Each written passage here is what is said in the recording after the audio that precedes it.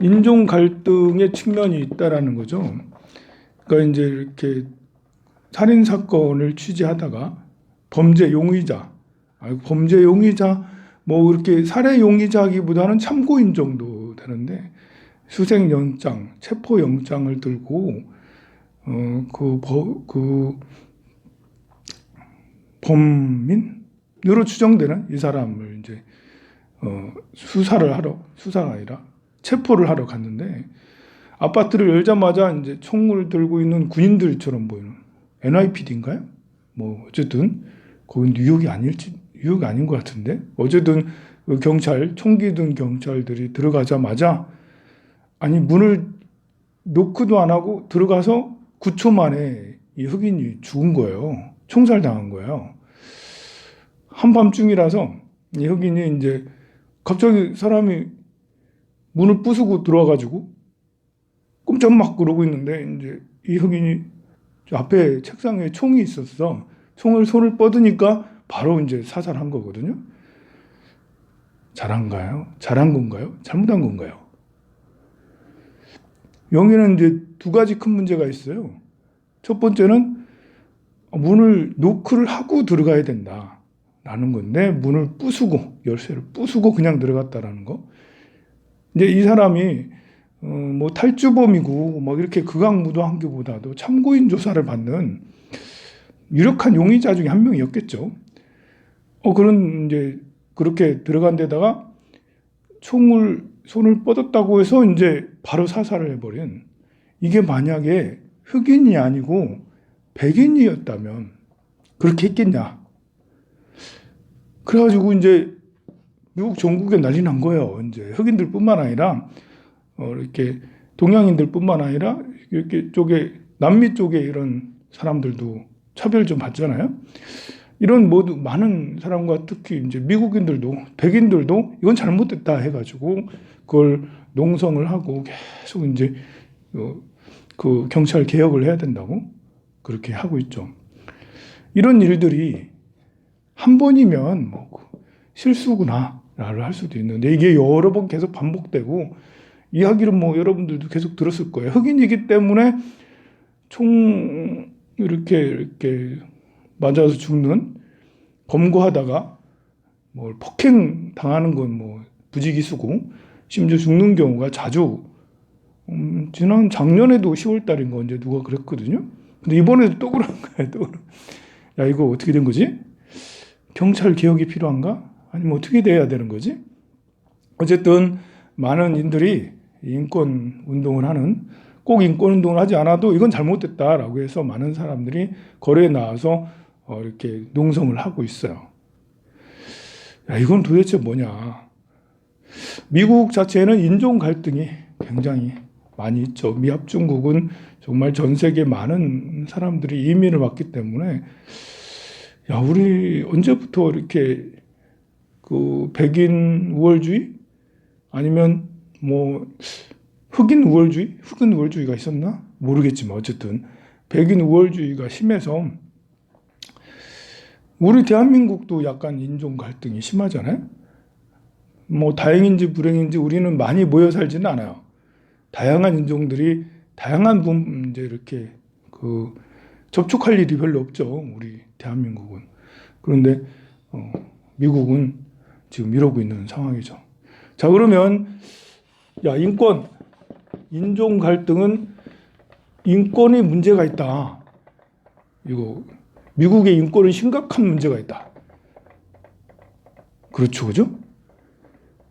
일단은 인종 갈등이 심하고 빈부 갈등도 심하죠. 얼마나 심한지는 모르겠어요.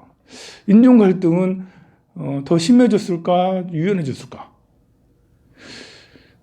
글쎄, 우리 동양인이란 이유로 거리에서 그냥 묻지마 폭행 당하는 경우가 자주, 전에는 그렇게까지 2000년대 초반은 그렇게까지 된 것 같지 않은데 코로나 생기고 나서 더 심하게 지나가다 그냥 한 대 맞는 동양인들이 많다라는 거죠. 유명인까지 막 그러니까. 그래서 인종 갈등이 더 심해졌네? 빈부 갈등이야, 예전부터. 우리나라도 빈부 갈등 많이 있는데요. 그럼 인권에 문제가 있다, 이거. 야, 중국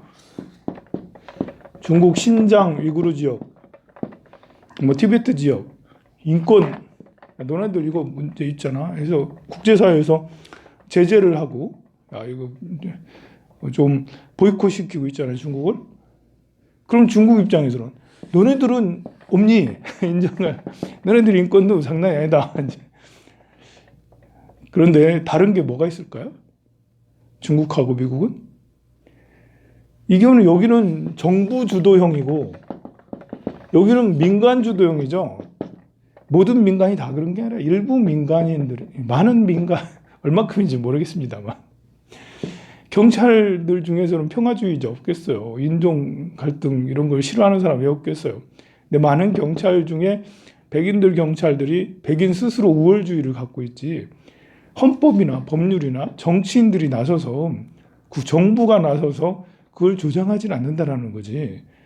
여기는 다르죠. 중국은 정부가 나서서 이런 거를 티베트나 신장 위구르 지역을 억압하고 차별을 하고 집단 거주 시설을 만들어서 말 안 들면 삼청교육대처럼 보내고 뭐 이런 것들을 정부에서 미리 자행하고 있다라는 거죠. 그러니까 이게 다른 거죠. 그러면 이제 이쪽에서는, 미국이나 자유주의 진영에서는 사람들이 그러면 그런 인종차별적인 그런 것에 대한 대책을 마련해서 흑인에게 또는 이제 동양인에게 아니면 백인 아닌 비백인 사람들에게 혜택을 주겠죠.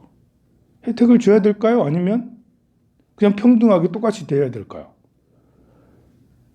똑같이 대해야 될까요? 이런 이제 인종차별이 심하니까 흑인은 취업하기도 어렵고, 취업을 해도 임금이 저임금이고, 그러니 흑인들은 더 이렇게 깽단에 들어가거나 아니면 빈민가에서 살 수밖에 없어. 이렇게 이미 체제가 굳어져 가지고 정부가 주도한 건 아닌데 시민사회에서 저절로 흑인들이나 동양인들이나 뭐 이런 사람들은 우대를 받지 못하고 힘들단 말입니다. 그럼 정부에서는 어떻게 해야 되죠? 뭐 잘은 모르겠지만 미국에도 그런 정책을 쓰겠죠. 흑인들을 특별히 더, 뭐 1%라도 5%라도 흑인들을 쓰세요. 쓰면 세금 혜택을 줄여줄게요. 아니면 임금 지원을 해줄게요. 동양인들을 쓰세요. 뭐 하면 얼마 해줄게요. 이런 인센티브 같은 것들이 당연히 있어야 되겠죠. 없으면 안 되겠지. 그러니까 이제 정부에서는 이런 불평등을 줄여야 될 필요가 있겠죠. 경찰 중에 몇 프로는 새로 신규 채용하는 경찰 중에 5%나 10%는 비백인 반드시 넣어야 된다. 이런 조항을 만들어야 되지 않겠어요? 있나 없나는 모르겠지만 그게 합리적이죠. 아닌가요? 저는 그게 합리적이라고 생각을 해요.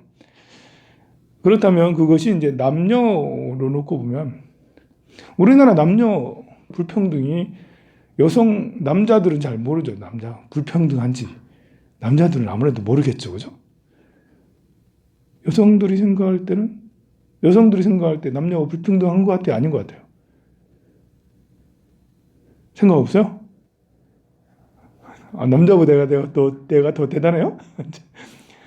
제가 볼 때는 우리나라도 남녀 불평등이 심각하다고 저는 생각을 해요. 일단 평등하지는 않아요. 그러면 이렇게 정부에서, 우리 시민들이 그렇게 남녀가 불평등하면 정부에서 일정 부분의 여성의 어떤 평등 우대 정책은 반드시 해줘야 되겠죠. 노인하고 장년하고 불평등하죠, 그죠? 어떻게 노인하고 장년하고 평등하겠어요? 당연히 임금이라든지 뭐 사회 생활하는 여러 가지가, 노인들은 참 힘들어요, 살아가는 게. 나이 먹어서 힘도 없지만 뭐 분위기상 뭐 그러기로 해, 좀 그래. 그러면 이제 정부에서는 노인 우대 정책을 써야 되겠죠. 당연하죠. 아이들도 마찬가지죠. 아동 학대 당해. 어른들이 뭐라고 얘기를 하거나 폭력을 쓰면 아무것도 저항할 수가 없단 말입니다. 그러면 어린이 우대 정책을 써야 되겠죠. 그러는 가운데 이제 때로는 남자가 여자한테 그렇게 심하게 하지 않았는데 여자가 고발하는 바람에 남자가 큰 코 닥치는 이런 일들도 미투 운동을 통해서 생기긴 하겠죠. 억울한 남자들이 생기긴 해요. 아닐까요? 생길 수 있겠죠. 아이 중에 영악한 아이가, 영악한 아이가 있어서 엄마 아빠라든지 성인들 중에 누군가를 이렇게 할 수도 있겠죠. 10대 중학생 애들 중에 영악한 어린아이들이 있어가지고 그런 법적 태도를 이용해서 법적으로 좀 그런 것들을 이용해서 자기들 해도 괜찮구나. 근데 자기들이 훔쳐도 괜찮고 뭘 해도 괜찮구나. 조금 훈방 조치 맨날 당하고 나서 모르니까 이제 심각한 게 아니라고 해서 애들이 더 범죄를 저지를 수도 있겠죠. 그렇다고 해서 청소년 이런 법률을 더 강화시켜야 되냐? 그건 참 논의가 있어야 되겠죠. 청소년 아이들이 법의 그런 그 약한 부분을 이용해서 몇몇 영악한 아이들이 그렇다고 해서 전체적으로 청소년에 대한 이런 법률을 더 강화해야 되냐? 몇몇 여성들이 심하게 이제 일부러 없는 것을 만들어서 고발을 한다고 해서 그러면 지금 현재 추진되는 정책을 바꿔가지고 그 남성 위주의 그런 사회를 그대로 만들어 놓아야 될 것이냐? 그대로 진행돼야 될 그건 아니라고 저는 보거든요. 법은 무조건 다 옳은 건 아니고 무조건 다 효과 있는 건 아니지만 그래도 뭐 여성 우대 정책, 노인 우대 정책, 어린이 우대 정책, 또 외국인 노동자 정책도 마찬가지예요. 우리나라 외국인 노동자 정책은 굉장히 법률적으로 잘 돼 있다라고 저는 생각하거든요. 그러나 기분 나쁘죠. 우리 청년들이 생각할 때 외국인들이 와가지고 정식으로 와서 노동을 이렇게 하면 그리고 어지간한 공단은 최저임금 수준이 아니죠. 연봉 한 3천만 원, 4천만 원까지 되는 그런 아시아에서 온 노동자들도 굉장히 많습니다. 그 불만을 가져 일부 정치인들도 그 잘못됐다라고 얘기하는 분들도 있어요. 외국인 노동자들은 우리나라 사람들의 임금 반만 받아도 되는 거 아니야? 많은 국민들도 그렇게 생각을 해요. 외국 왔는데 우리 최저임금도 너무 많은 것 같아. 최저임금의 한 60%, 70%만 받아야지 최저임금 외국인들까지 다 적용되면 야 그럼 사업장에 기업을 하는 사람들 너무 힘들 거 아니야? 일리 있는 말이긴 하지만 그거는 그 부분만 놓고 봐서 외국인들 거기서는 얼마 받지도 못하는데 여기서는 그만큼만 해도 몇 배는 되는데 그거는 이제 그 부분을만 놓고 보는 거고 전체적으로 대한민국의 인권을 생각한다면 그래 똑같이 적용을 해주는 게 지금 현행 법률은 굉장히 저는 발전된 법률이라고 생각을 해요. 그걸 고쳐서 외국인 노동자들 뭐 어떻게 하겠다? 이렇게 해가지고는 사실 답이 없죠. 우리나라는 지금 그 청년들이 외국인 노동자들이 와서 하는 그런 일을 안 하려고 하잖아요. 그럼 어떻게 하겠어요? 지금 조선소 일이 막 밀려 들어온다는데 청년들이 안 들어온대. 청년들이 지원을 안 한대. 연봉 3천 얼마를 줄게요. 이렇게 하는데도 안 온대. 그게 이제 일자리가 계속 20년, 30년 될지도 의문인데다가 힘들어서 사고 나서 죽는 사람도 많고 힘들어서 나 못하겠다 이런 그런 일은 안 하겠다라는 이제 청년들이 많다라는 거죠. 그럼 누가 해야겠어요? 외국에서 이렇게 외국인 노동자들을 이렇게 뽑아서 영리하고 일 잘하는 사람들을 뽑아오는 게 더 중요하죠. 그리고 그들에게 적절한 처우를 해주고 그리고 숙련된 노동자는 가지 않고 여기서 계속 일을 할 수 있도록 기반을 만들어줄 수 있도록 이렇게 하는 게 훨씬 더 좋죠. 최저임금을 줘놓고 비자가 만기됐으니까 돌아가 이렇게 해가지고는 이제 경력 단절이 생기고 연속이 되지 않아요.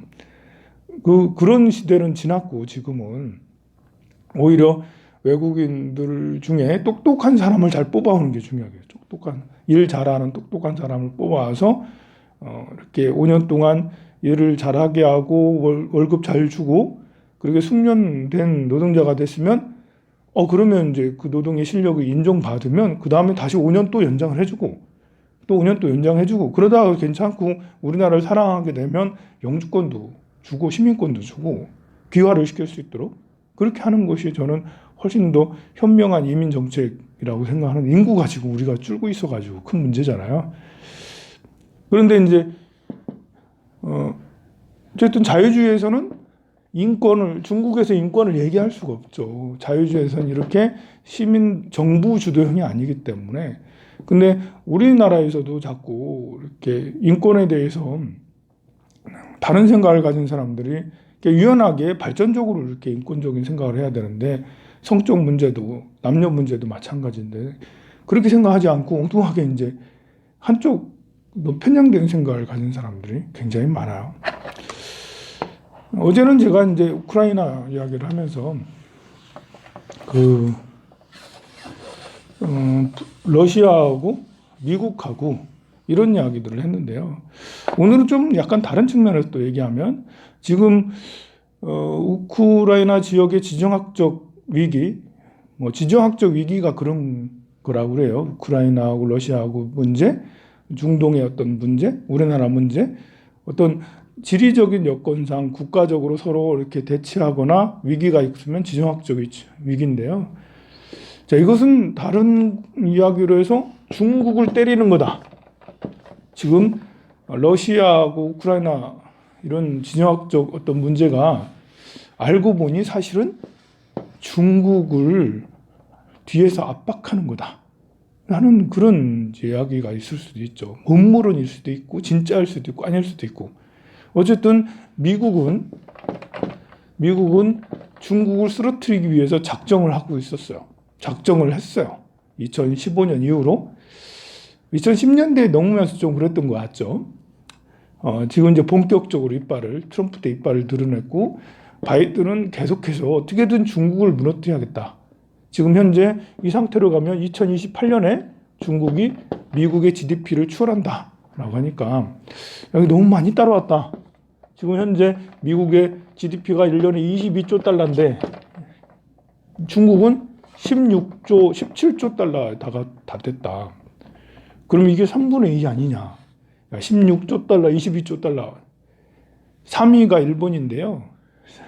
일본 이제 망해가는 것 같아도 아직도 남아가지고 3위는 5조 달러거든요. 일본이 아직도 이렇게 망하지 않아가지고 일본 3위예요. 아직도 3위. 그 다음에 뭐 독일, 영국, 프랑스 이런 순으로 이렇게 있는데 5조 달러 차이가 많이 나죠. 22조 달러랑 일본 5조 달러. 정말 차이가 많이 납니다. 근데 중국하고도 일본하고 차이가 많이 나죠. 5조 달러하고 16조 달러. 그러니 일본은 별로 이제 신경 안 써요. 러시아는 얼마냐?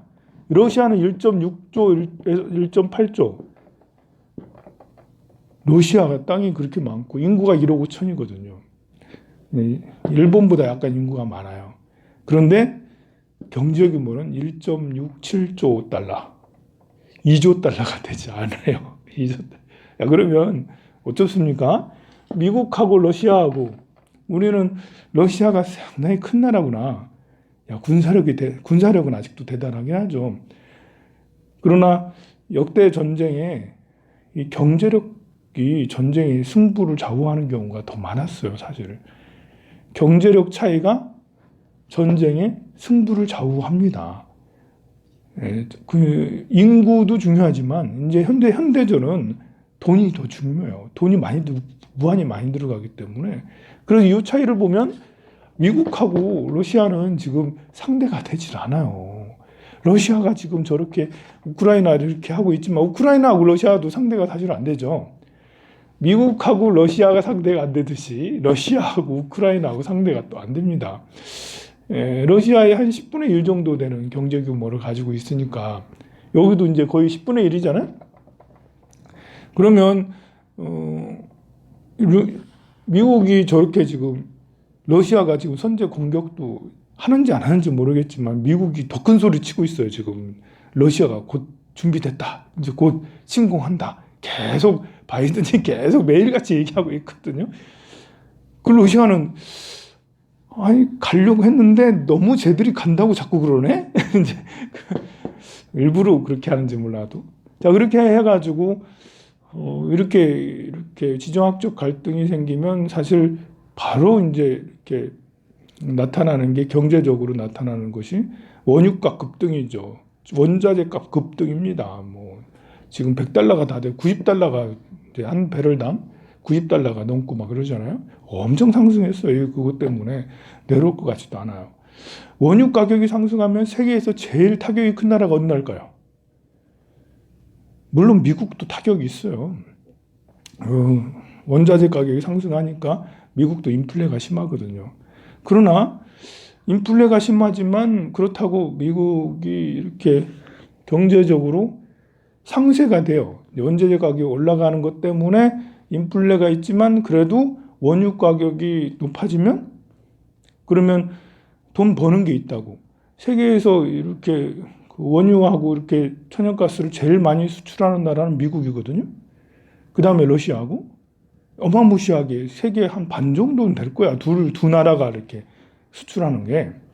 그러면 이게 원유 가격이 생산 수지가 맞아야 되는데 이제 사우디아라비아는 1배럴 생산하려면 8달러, 5달러에서 8달러 정도 든다고 그래요.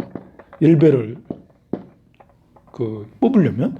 그래서 뽑아서 이제 만들어서 팔려면. 근데 이게 90달러잖아. 야, 이게 10달러라고 해도 9배. 영업이익이 9배. 9배. 야, 너무 훌륭하다, 그죠? 러시아는 한 20달러 정도 된다라고 그래요. 러시아는. 그런데 어디에요? 20달러만 넘으면 수지 타산이 맞아요. 20달러만 넘으면. 여기 사우디는 10달러만 넘어도 뭐 8달러만 넘어도 수지가 맞고. 근데 이제 미국은 안 그래요. 50달러가 돼야 돼요. 미국은 한 50달러 정도는 넘어야지 수지가 맞아요. 그렇지만 지금 90달러잖아. 2배 가까이 더 이익이 돼요. 그러니까 인플레 때문에 힘든 건 있지만 그래도 에너지 수출, 천연가스하고 셰일 오일 판매한 이런 걸로 해낼 수 있다라 이런 거죠. 그런데 우리나라는 어쩌요? 우리나라는 이 원자재 가격이 상승하면서 작년 12월부터 달마다 계속 적자를 기록하고 있고 지금 적자폭이 더 커지고 있어요. 왜냐하면 원자재 가격 이렇게 원자재 들여오는 게 너무 많다 보니까 우리나라 이제 너무 힘들다. 주가 지수도 안 오르고 계속 빠지는 것들도 그 원인 중에 하나이기도 해요. 근데 우리나라보다 더 많이 원유를 수입하는 나라는 중국입니다. 중국도 사실은 이제 중국 그 땅덩어리 밑에 셰일 층이 굉장히 두터워가지고 셰일이 있어요. 그런데 그걸 개발하기가 어려워. 개발비가 너무 많이 드니까. 생각을 해봐요. 우리나라의 동해에 엄청난 천연가스가 있어. 그런데 그걸 캐내기가 어려워. 캐내려면 1배럴당 100달러 들어. 그럼 파야 돼 말아야 돼요. 팔 수가 없지. 100달러 넘어들면 오히려 수입해오는 게 더 낫잖아요. 그래서 중국도 셰일은 많이 있는데 그걸 이제 추출하는 기술이 아직 그렇지 않기 때문에 많이 하지 못하죠. 그래서 중국이 지금 힘들다. 이렇게 미국이 중국을 지금 어떻게든 한번 넘어뜨려야 된다. 예전에 소련을 넘어뜨렸잖아요. 더 일찍 넘어뜨렸을 수도 있었을 텐데 왜 그렇게까지 오랫동안 이제 냉전을 벌였는지는 모르겠지만 어쨌든 80년대 후반부터는 미국이 작정을 하고 저 소비에트를 무너뜨려야겠다. 작전을 세웠어요. 그래서 어떻게 했냐면 사우디랑 연합을 했죠. 사우디랑 80년대 후반에 90년대 초반까지 사우디랑 연합을 해가지고 국제 유가 가격을 쫙 올렸어요. 아니 쫙 뺐어요. 내렸어요. 국제 기름값을 쫙 내렸어요. 그랬더니 어떻게 되겠어요? 기름값이 내리면 제일 타격이 큰 나라는 사우디는 기름값이 20달러 내려도 괜찮아. 근데 러시아는 국제유가가 20달러까지 내려가면 큰일 나요. 왜냐하면 러시아는 GDP의 70%가 이런 원자재로 팔아가지고 해먹는 그런 나라예요.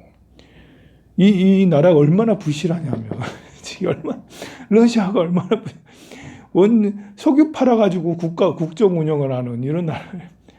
이 러시아산 자동차 봤어요? 러시아산 뭐 전자제품, 러시아산 뭐 곡물 봤어요? 러시아산 무기는 봤다. 러시아산 무기는 봤어. 근데 러시아산 뭐 나오는 게 없어요. 거기는 기름 팔아가지고 자기 GDP의 70%를 먹고 이렇게 해요. 그건 옛날부터도 그랬어요. 옛날부터도 소비에트 시절에도 그랬어요. 그러니까 기름값이 사우디랑 이제 미국하고 연합해서 쫙 내리니까 그렇지 않아도 러시아가 이제 80년대 넘어가면서 이제 정치적으로 그렇게 편한 게 아니었거든요. 정치적으로 불안했거든요. 또 고르바쇼프는 뭐 뛰어난 지도자는 아니었기 때문에 이거 계속 내려가니까 소비에트가 이제 너무 가난해지는 거예요. 그냥 슬럼화 되는 거야. 돈이 없으니까 계속 원유 가격이 내려가니까 결국은 소비에트가 해체되고 독립을 하는 가장 큰 계기가 원유값이 하락했기 때문에 생기는 일이죠. 지금 원유가격이 엄청 상승하니까 러시아 입장에서는 아직 경제 제재가 없거든요. 지금 전쟁이 일어나면 러시아 경제 제재 당장 당할 거예요. 러시아는 자기네 기름하고 천연가스를 팔지 못하면 두 손 두 발 들을 수밖에 없어요. 어쩔 수 없어요. 쟤들이 만드는 게 뭐 있는데 싸놓은 비축해는 뭐라도 많이 있으면 몰라도 전부 다 곡물 수입해서 먹죠. 다 수입해서 먹거든. 러시아는 거의 대부분 수입해서 사는 나라예요. 기름 팔아가지고. 그러니 유럽에서도 너네들 기름 안 사. 우리나라도 안 사. 어디에서도 안 사. 이러면 그럼 러시아는 어떻게 할 수가 없어요. 지금 눈에 뻔히 보이는 거를 하고 있는 거예요. 물론 침공할 수도 있어. 우크라이나를. 하지만 그렇게 해서 러시아가 얻는 게 별로 없다라는 거예요. 당장 경제 제재를 하면 지금 미국이 큰 소리 빡빡 치고 있고 막 그러지 마, 전쟁하지 마, 왜 자꾸 그러고 있어? 그렇게 얘기하지만 이제 우리는 그거 듣고 큰일이네 이러고 하고 있지만 사실은 방법은 아주 간단하다.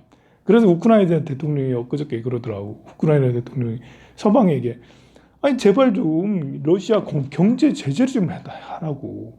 경제 제재를 하면 곧바로 이제 우리 우크라이나는 괜찮을 텐데 그런데 이 말이 별로 안 먹히는 거예요. 이렇게 우크라이나 대통령이 완전히 식물 대통령처럼 인기도 없고 정치를 잘 못한 거예요.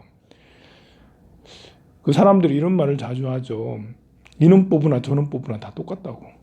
절대 안 그렇습니다. 절대 안. 이는 뽑으나 저는 뽑으나 다 똑같으니까 지금 우크라이나 대통령 같은 이런 사람 뽑아서 지금 우크라이나 국민들이 저지경이 된 거예요. 어제 그 텔레비 봤죠? 토론하는 거. 토론하는 거 보면 100분 정도 되는데 뭐 1시간 얼마인가요? 되는데 사실 이게 그 토론 가지고 판별하기가 쉽지가 않은데 비슷하게 배분을 하고 그러니까 그런데 중간중간에 그 한 타임씩 눈에 번쩍 뜨이는 얘기가 들리기도 하고 보이기도 하고 그래요. 또 토론한 태도도 그렇고 어떤 한 후보는 너무 무식해. 정책도 없는 것 같아. 미래에 대한 정책이 전혀 없는 것 같아. 나라를 어떻게 운영해야겠다는 그런 게 전혀 없는 것 같아. 만약에 이제 그런 사람이 대통령 되면 어떻게 되겠어요? 지금 미국하고 러시아하고 미국하고 중국하고 결국은 미중 갈등이라고 할 수가 있는데 이 사이에 가장 미중 갈등의 첨예한 갈등의 가장 가운데 있는 나라가 우리나라인데 미중 사이에 제일 가운데 있는 나라가 어느 나라겠어요? 전 세계 중에. 일본이겠어요? 북한이겠어요? 미중 사이에 제일 사이에 끼어 있는 나라는 대한민국 코리아라고. 코리아보다 미중 사이에 쫙 끼어 있는 나라가 어느 나라? 인도도 안 그래. 인도도. 베트남도 아니에요. 미중 사이에 제일 꽉 끼어 있는 나라는 세계에서 가장 꽉 끼어 있는 나라는 우리나라예요. 이게 이제 우리가 어디로 가느냐에 따라서 정말 이제 세계 경제가 바뀌고 막 이러는 지경에 빠졌는데요. 이런 굉장히 살얼음판을 굉장히 절벽 위를 가고 있는데 줄타기를 하고 있는데 이 상태에서 이놈이나 저놈이나 다 똑같아. 해서 누구를 뽑는다면 이거 정말 어떻게 될지 모릅니다, 이게 정말. 그래서 중국은 이번에 이제 원유 가격 상승에서 큰 타격이 있고요. 그리고 이번에 이제 동계올림픽 하면서 봤죠. 얼마나 부실한 나라인지 중국이. 동계올림픽을 치르는데 이제 40몇 조 적자가 나고 거의 100조 적자 난다는 말이 있어요. 일본도 지난해 이제 이렇게 올림픽을 치르면 한 70조 정도 적자 났다라고 그랬거든요. 근데 그보다 훨씬 조그만한 동계올림픽은 작잖아. 그런데 그거를 위해서 중국은 공장 이제 북경 주변 반경 300km 이내 공장 다 멈췄죠. 그리고 이제 또 이렇게 홍보도 하고 시설도 하고 뭐 했는데 아무 데도 안 됐죠. 그리고 이번에 편파 판정 때문에 세계적으로 위상도 막 추락됐죠. 우리나라 이제 평창 얘기를 안 할 수도 없는데 우리나라 평창도 이제 내내 강원도에서는 지금 아직도 그것 때문에 충격이 커. 그래서 적자랐거든요. 그걸 얼마 전에 이제 이렇게 경매로 넘어갔더만 주 경기장 자체가. 그러긴 한데 우리나라는 효과 봤을까 아니면 적자일까? 강원도는 적자겠지만 우리나라 2018년 평창 동계올림픽을 통해서 우리나라는 굉장히 국제적 위상이 굉장히 높아졌죠. 굉장히 평가가 나는 좋다고 생각을 해요. 경제 효과는 더 크다. 그런데 시진핑 정부에서는 경제 효과가 완전 마이너스인데다가 국제적으로 평판이 안 좋았죠. 또 그런 방법으로 시진핑을 홍보하기 위해서 그렇게 써댔다. 그러니까 시진핑 정부 들어와가지고 독재가 심해지면서 관리 감독이 심해지면서 중국이 좀 앞이 모호해졌다. 중국이 정말 앞으로 성장할 거 맞아? 지난 이제 장쩌민과 리커창 또 후진타오, 장쩌민 10년, 후진타오 10년 하면서 중국이 어마무시하게 20년 동안 90년대, 2010년대 초반까지 어마무시하게 성장을 했고, 물론 2010년 이후에도 성장을 했습니다만 시진핑 정부가 뒤로 가면 갈수록 미중 무역 갈등은 더 심해졌고 또 한 번 더 집권을 하게 되는데 미중 무역 갈등만 심해진 게 아니라 독재가 너무 심해지면서 그 정부에서 쓰는 돈들이 너무 함부로 쓰여진다. 친기업적인 그런 정책보다는 친당 정권 유지를 위해서 너무 많이 쓰여지고 헝다 같은 거 무너뜨리고 뭐 다른 것도 지금 뭐 위기 상황에 있죠. 그리고 어쩌면 중국이 이 위기를 탈출하지 못하면 미국한테 한번 쓰러져서 일본 꼴을 당할 수가 있죠. 일본이 1985년 프라자 합의를 통해서 90년대 완전 무너졌잖아요. 중국도 어쩌면 한번 무너질 수 있다. 미국이 작정하고 지금 들이대고 있잖아요. 뒤로 작정하고 들이대기는 한데 이제 조금씩 어쨌든 방법을 펴서 중국이 고사될 수 있도록 한번 무너질 수 있도록 그렇게 하려고 하는 것 같아요. 근데 중국은 이걸 대응을 잘하면 위기가 꼭 기회다 해서 지금이 구조조정이다. 미국이 자꾸 때리니까 우리는 지금이 오히려 구조조정 시기다 해서 구조조정을 잘 하고 나서 성장을 또 할 수도 있겠지만 그건 아무도 알 수가 없어요. 우리는 우리 일을 잘해야 되겠죠. 성불하세요. 너무 오래 한 것 같네? 잘 들었습니다.